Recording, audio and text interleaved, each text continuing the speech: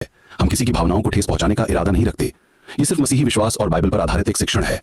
अगर आप किसी दूसरे धर्म से हैं तो कृपया इसे एक सीखने वाली बात के रूप में देखें, न कि किसी बहस के रूप में। हम हर धर्म और परंपरा का सम्मान करते हैं। धन्यवाद। दोस्तों, आज मैं आपसे एक बहुत ही महत्वपूर्ण सवाल पर बात करना चाहता हूं। यह सवाल इंसानियत के इतिहास का सबसे बड़ा और सबसे गहरा सवाल रहा है। लोग अक्सर पूछते हैं, आखिर सच्चा परमेश्वर कौन है? कौन है जो हमें बचा सकता है? कौन है जो हमारे पापों को क्षमा कर सकता है?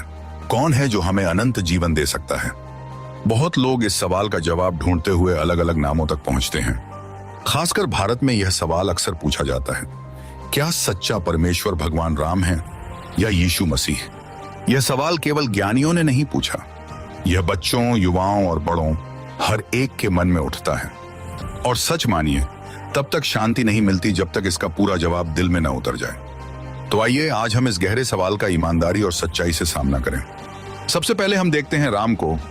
राम की कहानी हर भारतीय ने बचपन से सुनी है। वाल्मीकि रामायण और तुलसीदास की रामचरितमानस जैसी किताबों ने पूरे देश और संस्कृति में राम का नाम फैलाया।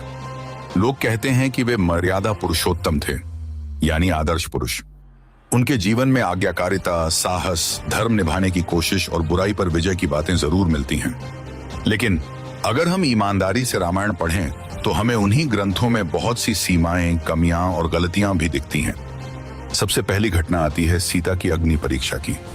आपने सुना होगा, जब राम ने रावण का वध किया और सीता को वापस लाए, तब लोगों ने सवाल उठाया, क्या सीता सच में पवित्र हैं? वे इतने समय लंका में रहीं। अब यहां देखिए, एक पति जिसने अपनी पत्नी को कठिनाइयों से छुड़ाया, वह क्या करता? क्या वह उसका हाथ पकड़कर उसे बाहों में लेकर कहता कि सीता मेरी है और मैं उस पर पूरा भरोसा करता हूं? नहीं, राम ने उस पर शक किया। उन्होंने कहा, सीता अग्नि में प्रवेश करें ताकि उनकी पवित्रता साबित हो। यह दृश्य वाल्मीकि रामायण युद्धकांड अध्याय 115 में दर्ज है। सोचिए, कैसा दर्द रहा होगा सीता को जब अपने ही पति ने ऐसा कहा। क्या परमेश्वर कभी अपनी पत्नी को इस तरह अपमानित करेगा? नहीं, परमेश्वर कभी शक नहीं करता, क्योंकि परमेश्वर खुद सत्य है। इसके बाद एक और बड़ी त्रासदी आती है। समय बीता, लोग दरबार में बातें करने लगे। कुछ लोग पूछने लगे, क्या राम की पत्नी सचमुच पवित्र है? और तब राम ने क्या किया? उन्होंने अपनी गर्भवती पत्नी सीता को जंगल भिजवा दिया। सीता अकेली रातों में रोती रही।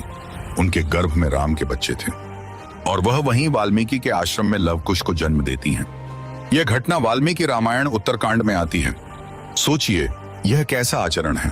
अगर कोई परमेश्वर है तो क्या वह अपनी पत्नी को ऐसी अवस्था में त्याग करेगा? नहीं, परमेश्वर का स्वभाव त्यागना नहीं, संभालना है। फिर हम देखते हैं शंबुक की कहानी। शंबुक एक शूद्र था जिसकी जाति ऊंची नहीं मानी जाती थी, मगर उसने मन लगाकर तपस्या शुरू की। लेकिन जब यह बात राम को बताई गई तो उन्होंने उसे मार डाला। वाल्मीकि रामायण उत्तरकांड में यह घटना दर्ज है। कारण यह बताया गया कि उस युग की मर्यादा के हिसाब से शूद्रों को तपस्या नहीं करनी चाहिए। पर रुकिए और सोचिए, क्या परमेश्वर जाति देखकर किसी को मारेगा? क्या परमेश्वर यह कहेगा कि तुम इस जाति में पैदा हुए तो तुम मेरे करीब नहीं आ सकते? नहीं। रोमियो 2:11 में बाइबल कहती है, परमेश्वर पक्षपात नहीं करता। और भी बहुत सी बातें दिखती हैं। युद्ध के समय राम समुद्र से प्रार्थना करते हैं कि वह रास्ता दे ताकि वे लंका पहुंचे। समुद्र देर तक जवाब नहीं देता। राम गुस्से में भर जाते हैं और अपने धनुष पर बाण चढ़ाते हैं, यह कहकर कि मैं अब समुद्र को सुखा डालूंगा। यह प्रसंग युद्धकांड रामायण अध्याय 21 में है।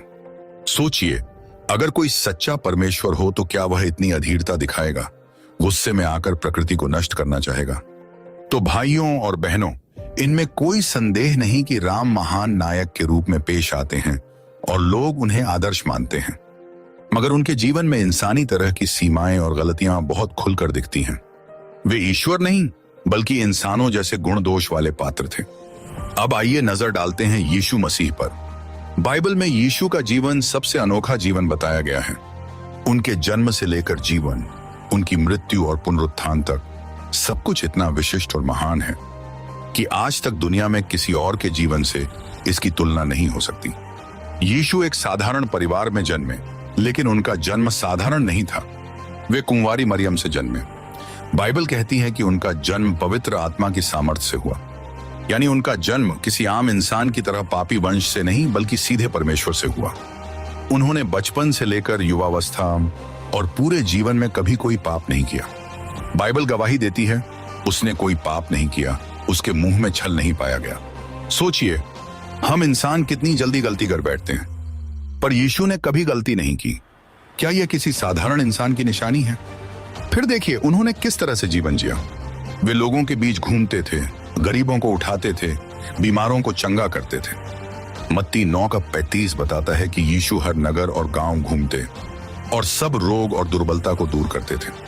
उन्होंने अंधों को आंख की रोशनी दी, लंगड़ों को चलाया, उन्होंने कोढ़ियों को शुद्ध किया और सबसे बड़ी बात, उन्होंने मृतकों को जिलाया।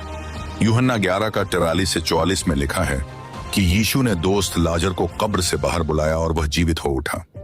सोचिए किसके पास यह सामर्थ हो सकती है? क्या केवल इंसान ऐसा कर सकता है? नहीं, यह परमेश्वर की शक्ति है। यीशु ने न केवल चमत्कार किए बल्कि प्रेम और क्षमा का आदर्श दिया। एक बार एक स्त्री व्यभिचार में पकड़ी गई। लोग उसे खींचकर लाए और कहा, इसे मूसा की व्यवस्था के अनुसार पत्थरों से मारना चाहिए। लेकिन यीशु ने झुककर धरती पर लिखा। उन्होंने कहा, जो तुम में से निष्पाप है वही सबसे पहले पत्थर मारे। एक एक करके सब लोग चले गए। यीशु ने उस स्त्री की ओर देखा और कहा, मैं भी तुझे दोषी नहीं ठहराता, जा आगे से पाप मत करना।